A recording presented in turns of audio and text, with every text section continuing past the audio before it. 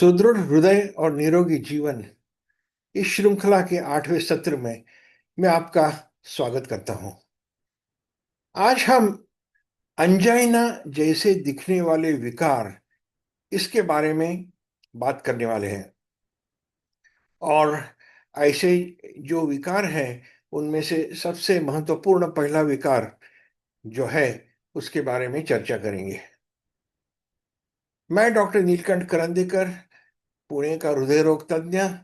मेरा WhatsApp number note down कीजिए, 9822061383। और यहाँ इस स्लाइड में मेरे अटैचमेंट सब दिए हुए हैं।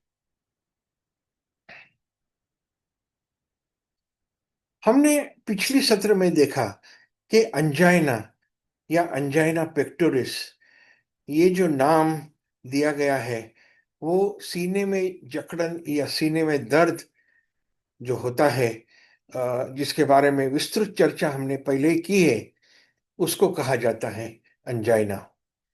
और जिस जिन लोगों को अंजाइना होता है उनके हृदय में जो कोरोनरी धमनियां रहती है, हृदय को पोषण पहुंचाने वाली, खून पहुंचाने वाली, रक्त पहुंचाने वाली, उनमें ब्लॉक अगर अड़थड़ा जिसको बोलते हैं ब्लॉकेज अगर हो गया है तो अंजाइना हो जाता है। अंजाइना का ये प्रमुख कारण है। यहाँ ये चित्र में बताया है कि कैसे ब्लॉक दिखते हैं, एथेरोस्क्लेरोटिक ब्लॉक जिसको बोलते हैं। इसके बारे में विस्तृत चर्चा करने के बाद यह आवश्यक होता है कि ऐसे विकारों के बारे में बात करें जो अंजाइना की नक्कल करते हैं। अंजाइना है क्या, ऐसा संभ्रम अपने मन में निर्माण होता है। और ऐसे कौन से विकार हैं, उसमें से पहला जो है वो मस्कुलोस्केलेटल कारण है उसका।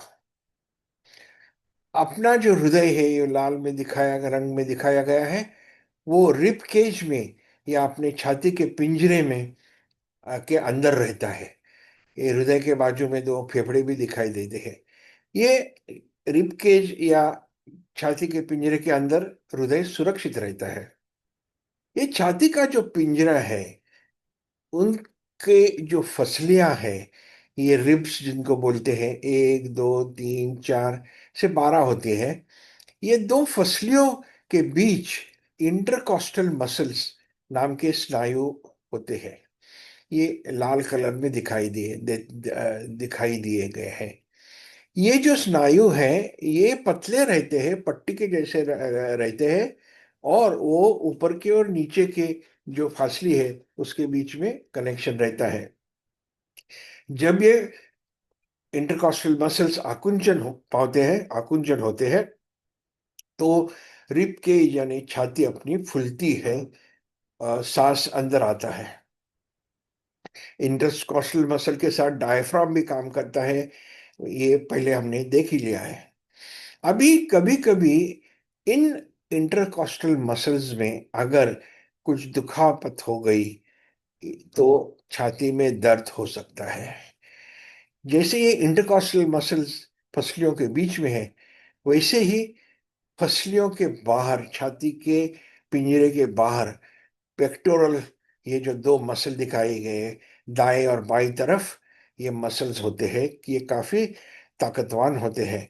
जो बॉडी बिल्डर्स होते हैं वो जो पोजेस लेते हैं उसमें ऐसे पोज लेके पेक्टोरल मसल बताते हैं ये कितना मेरा पेक्टोरल बड़ा है देखो।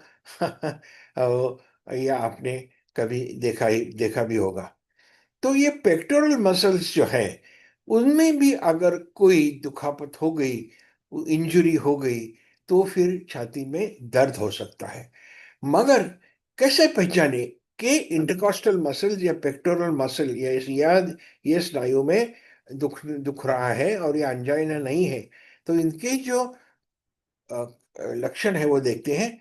यह ज्यादा शारीरिक श्रम करने की वजह से या छाती को चोट लगने की वजह से दर्द होता है, स्नायु का दर्द। अगर आप बाहर गांव जा रहे हैं, बहुत बड़ी बैग भरी है और वो उठाने गए और एकदम छाती में दर्द हो गया, तो वो स्नायु का दर्द होने का चांस ज्यादा है।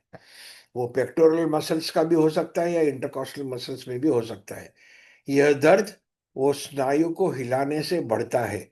अगर पेक्टोरल मसल में दर्द हो गया है और मैंने अगर ऐसा मुड्डा इधर उधर किया तो वो दर्द बढ़ सकता है, या हाथ ऐसा ऊपर नीचे किया तो पेक्टोरल मसल का दर्द बढ़ जाता है। दूसरी चीज, जहां ये दर्द होता है स्नायु का, ये इधर लाल रंग में दिखाया है, इस आदमी को यहाँ दर्द हो रहा है, वो दर्द पे, उस दर्द के ठिकान पे हाथ रख के दबाया तो ये दर्द जरूर बढ़ता है। ये दूसरा लक्षण है कि स्नायु के दर्द का। और तीसरा एक बहुत महत्वपूर्ण लक्षण है कि स्नायु का जो दर्द है उसका जो ड्यूरेशन है, को कभी कभी एकदम चुटकी जैसा अभी आया और अभी गया, ऐसा भी हो सकता है, कई थोड़े सेकंड रह सकता है। या अगर दर्द, अगर इंजरी जो है, दुखापत जो है वो बहुत ज्यादा है, अगर किसी को, एक आदमी पेशेंट मुझे इधर आया था, उसको क्रिकेट बॉल लग गया था इधर छाती पे। वो बच्चे खेल रहे थे और वो रियल लेदर का बॉल था और इधर लग गया, और उसको जो दुखापत हो गई वो 2-3 महीने तक दुख चालू था। ये अलग किस्म का दर्द है। और ये याद रखना चाहिए कि अंजाइना का जो लक्षण है, अंजाइना का जो दर्द है, वो धीरे धीरे चालू होता है, बढ़ते जाता है, और थोड़ा देर स्थिर रह के फिर कम हो जाता है। जब आदमी रेस्ट करता है, जो भागदौड़ कर रहा है वहां से ठहर के कुर्सी पे बैठ जाता है, तो ये अंजाइना का दर्द कम हो जाता है। अंजाइना का दर्द ज्यादा से ज्यादा लोगों में 2 से 5 मिनट तक रहता है, कभी कभी 20 मिनट तक भी बढ़ सकता है, मगर ज्यादा से ज्यादा लोगों में 2 से 5 मिनट तक रहता है। स्नायु का दर्द एकदम 1 सेकंड 2 सेकंड या बहुत देर तक भी रह सकता है। आप देखते हैं कि अपने फसलियों से भी दर्द कैसा हो जाता है। इसमें कोस्टोकॉन्ड्रल जॉइंट जिसे बोलते हैं, यानी ये जो नीले रंग में बताई गई पसलियां हैं और ये येलो रंग में, पीले रंग में बताया गया, ये कॉस्टल कार्टिलेज जिसे बोलते हैं, कार्टिलेज। और ये दोनों का ये जो जोड़ है, जंक्शन है या जॉइंट है, इस इस जगह पे कॉस्टोकॉन्ड्राइटिस, इस विकार इधर हो सकता है और इधर दर्द हो सकता है। और कॉस्टोकॉन्ड्राइटिस यानी कार्टिलेज और पसलियां जहां जुड़े हुए हैं वहां सूजन आना, ये कॉस्टोकॉन्ड्राइटिस। और मस्कुलर पेन में भी ये सेम चीज ऐसी है कि यहाँ अगर उंगली रख के दबाया इस स्पॉट पे, इस जगह पे जो आयरो दिखाया, इधर अगर दबाया तो ये दर्द एकदम बढ़ता है। ये लक्षण नंबर 1 कॉस्टोकॉन्ड्राइटिस का। कॉस्टोकॉन्ड्राइटिस में भी छाती का जो पिंजरा है वो हिलाया इधर उधर तो भी ये थोड़ा बहुत दर्द जरूर बढ़ता है। और तीसरा, ये दर्द काफी देर तक रहता है। ये अंजाना जैसा 2 से 5 मिनट नहीं, काफी देर तक रहता है।